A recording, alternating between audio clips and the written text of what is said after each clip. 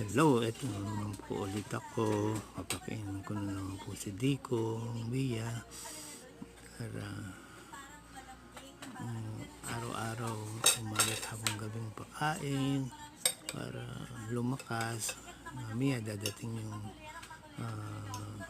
physical therapy niya.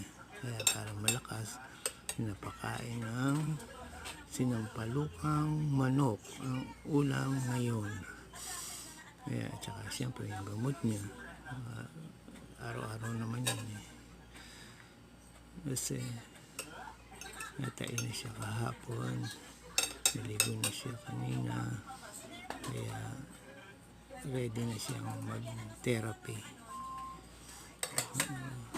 para masigla, maayos ang pangangatawan.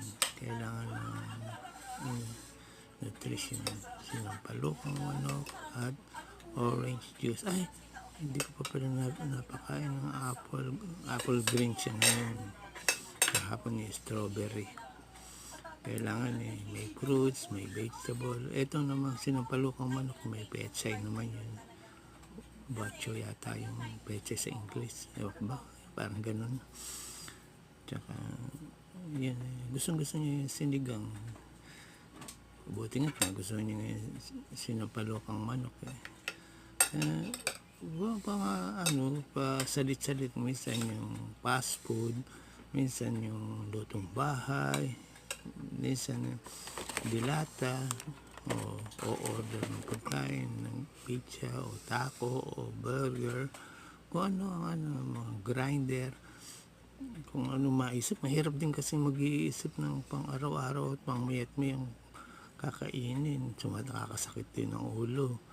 Pag tinatanong ako, nawawalan ako ng iisipin, kasi isipin namin kung ano yung kakainin niya. Kami lang mag-asawa, pwede ng gulay lang at isda. Ito hindi kumakain ng isda.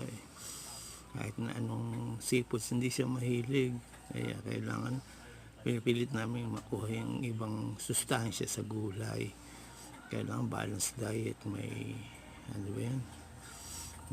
protein, may carb, may iron, iba-ibang mga pagkain. Kaya mahirap mag-isip sa araw-araw, sa maghapon magpapakainin. Ang problema nga minsan hindi gusto. O sige, gano'n na lang. Bye-bye, ingat, God bless. Bye-bye.